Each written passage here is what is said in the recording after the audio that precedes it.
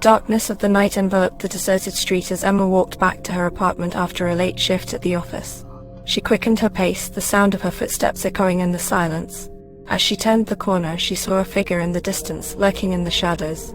She felt a chill run down her spine as the figure began to follow her. Emma tried to calm herself down, thinking it was just her imagination, but the figure continued to follow her, its footsteps getting closer and closer. She could feel her heart beating faster and faster as she broke into a run. The figure kept up with her, almost as if it was playing with her. Emma could hear its raspy breaths and the rustle of its clothes as it closed in on her. She reached her apartment complex and fumbled with her keys, trying to open the door as quickly as possible. As she finally got the door open, she breathed a sigh of relief and quickly locked it behind her. She turned around to face the hallway, and there it was, the figure she had been running from. It was a man, dressed in black, with a sinister smile on his face. Emma screamed and ran into her apartment, bolting the door shut behind her. But the man didn't stop there. He continued to knock on the door, trying to get in.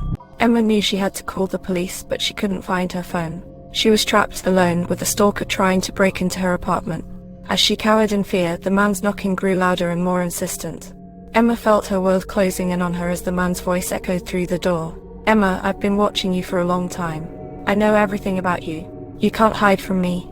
Emma was trapped alone and helpless with the stalker outside her door.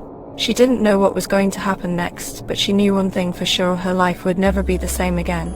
One of my neighbors called the cops. After around 20 minutes, the cops finally showed up and arrested the man, and what they found on him was terrifying. He had handcuffs in his pocket and a firearm on him. Only God knows what he was planning on doing to me, and just happy it's over now. He's been charged with rape and sexual assault in the past. If you enjoyed this video, please like and subscribe for more content like this.